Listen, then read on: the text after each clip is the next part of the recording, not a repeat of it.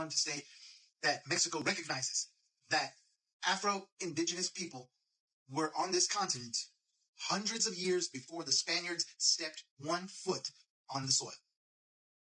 It completely changes the narrative of what we've been taught. It completely changes the idea. I see this video done cause some issues.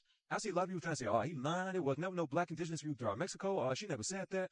Like, this is a new topic. This has been talked about for a minute. Let me show you real quick. See, there's this book written in 1880 that's called The North Americans of Antiquity by John T. Short to show y'all that this ain't no new topic, all right? And it says on page 189, when it talks about them, it says that the remnants of some of which are now in the Indian Territory and others in the Northwest until we reach the dark-skinned cause of Kansas, who are nearly as black as the Negro. It says the Indians in Mexico are known as the black people, an appellation designed to be descriptive of their color. Violet Leduc is of the opinion that the builders of the great remains of southern Mexico and Yucatan belong to two different branches of human family, the light-skinned and the dark-skinned race respectively. The variety of complexion is as great as in South America as among the tribes of the northern portion of the continent. I mean, and it makes sense. Think about it. Who do you think these people were? To piggyback off here, there's another book written by a man named Carlos Federico Marquez.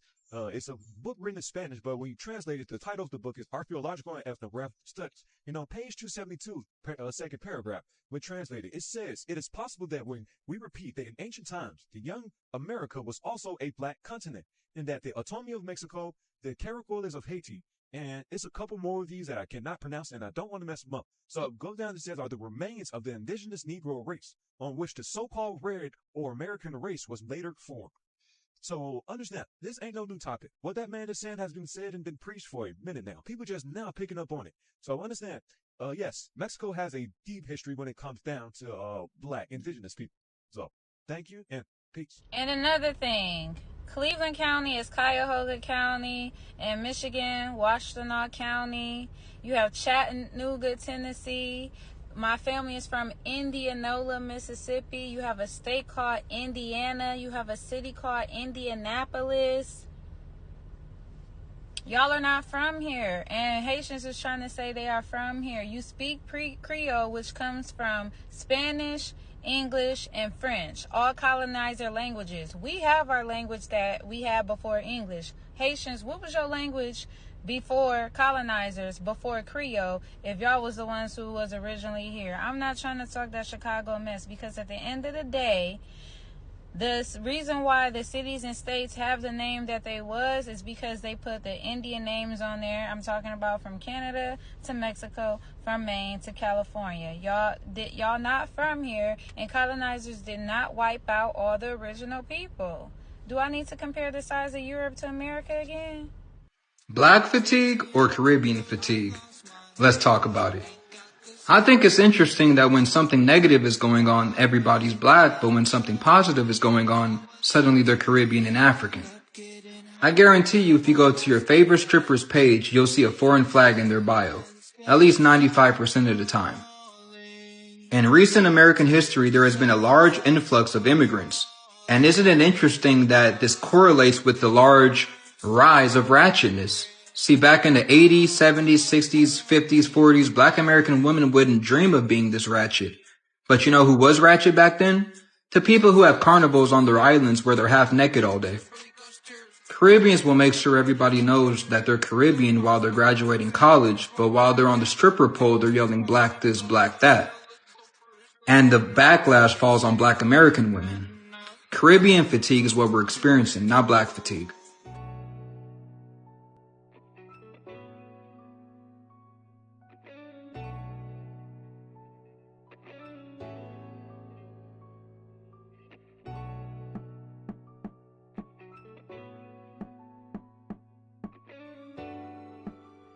Go see if Markel is working today. Hopefully we find them, so we'll let you know in a bit.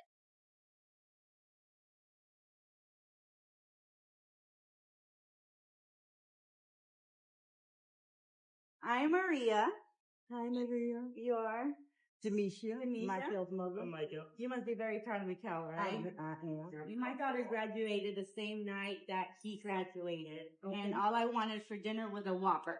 And it was so late. I remember it was almost 11 o'clock at night when everything was over with. Right. We came in a drive-through, and I saw him. I noticed that he had just graduated. I'm like, oh my God, look at him. He's working straight out of graduation, doing his french fries and stuff. And I was like, I'm going to record him. The recording was really bad, but I decided to post it on TikTok, and it became so viral that everybody wants to know about you. And they want to know if you're going to college and what plans you have. Also, I have another little surprise for you. The community wanted to help you out without knowing if you wanted to go to college or not. They asked me to do a GoFundMe for you. So I did a GoFundMe for you, and so far it has raised over $6,000. Here we go. Over $6,000. I told you it was worth it, buddy. I told you. Let's show everybody. The goal was 5,000, and the goal was 5,000. It has been over 6,000. I told you before. And everybody wants to know. Come on, I need some. Oh, baby. On graduation now, and after graduation. I'm gonna figure out. I've never done a GoFundMe in my life, but I'm gonna figure out how we keep connected and how I can transfer this to you, and we can show the world that it's been done. Because some people have said, you know, I'm gonna keep it. I'm not that type of person, but I am so glad that, you know, that the community has really come forward with your son. Hard work. Hard work. Tell us what you want to do for college. I mean, what you want to go to school for? I'm gonna take a gap year, but I'm thinking about going to technical college for automotive. Automotive, okay. We will keep everybody posted. And this is him. I'm gonna get his phone number, his mama's number, and we're gonna keep y'all connected. Thank you so much. Like, I was thinking about taking a gap year because I ain't ever tried the money for school, but like, thank you to all of y'all, because now I might actually just go straight to technical college and get my mechanical and start helping other people. Because I actually been watching stuff on YouTube like this, and I ain't never think something gonna happen to me. But like, I'm very thankful. So thank you very much. God was watching over you. Yes. Yes. Thank you so much.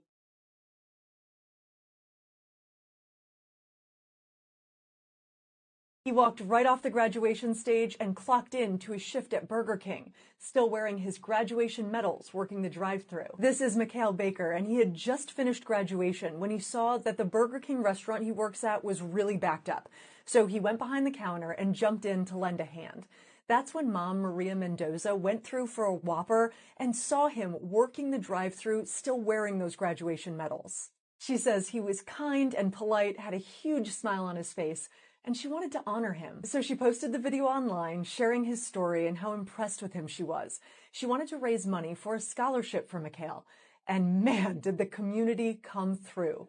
Maria raised $6,000 for him and went right back to that same Burger King to deliver the good news. She met Mikhail and his mom and says they were both just in tears.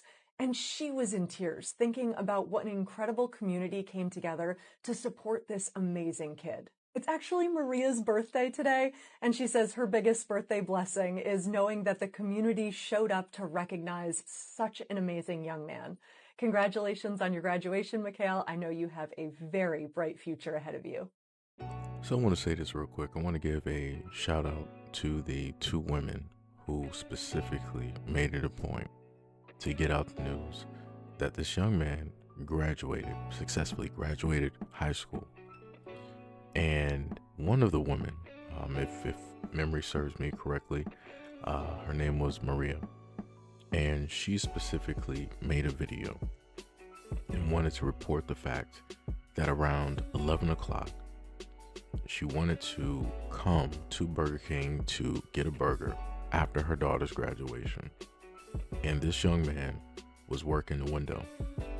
He had great customer service. He had great service. He was very polite. He did his job, and he just got done graduating himself and accepting a late shift because I guess other people called off or did not want to go, but he opted to do so, still more than likely on the high of graduating, right? Being a part of that class, being amongst his friends, looking forward to the future, making his mother and other people in the family, proud. And he did his job. And because he did his job, because he is such a great and a good person, she spotted that and decided to highlight that young man.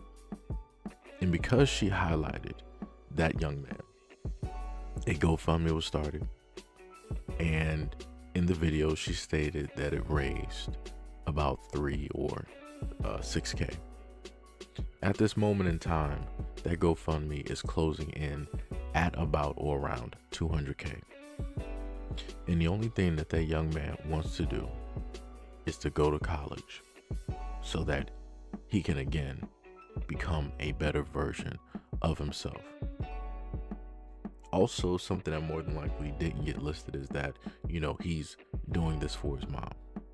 That he wants to, take care of, the most important person directly in his life. I'm very proud of this young man and everything it is that he has accomplished and will accomplish in the future. The other thing about this story is that it breaks down the stereotypes that people have when it deals with Black Americans, more specifically Black men. They like to say that we're lazy, that we don't want to work, we don't want to go to school, we have no type of work ethic, we don't have any dreams or aspirations, we don't want to chase, right? We just want to have things handed directly to us. This young man earned every single thing that he has. This young man has earned the money that people willingly gifted freely from their own will are giving over to this young man so that he can be on a better path to becoming the best version of him that he wants to be for himself and for his mom. Again, shout out to everybody who donated to that GoFundMe and still continuing to donate at this moment in time. Again, and shout out to the women who highlighted this young man and this story. Stories like this, I will say, are the main things that still give me a little bit of hope in humanity. When you can have somebody that can do something nice for somebody else just because they want to, just because they can. Again, the woman, she's not looking for anything in return. She's not asking for anything in return. She's simply doing this because she saw a good person doing a good thing, and she wanted to add on to the good that he was doing, along with other people seeing this and again wanting to add on to that good. If we had more of this out there in the world, more of this showcased and highlighted, more of this talked about, maybe, just maybe, humanity as a whole could be saved. But anyways, let me know what you guys think about this video and everything that I listed in the comment description below. And as always, peace, love, and stay tuned for the next video.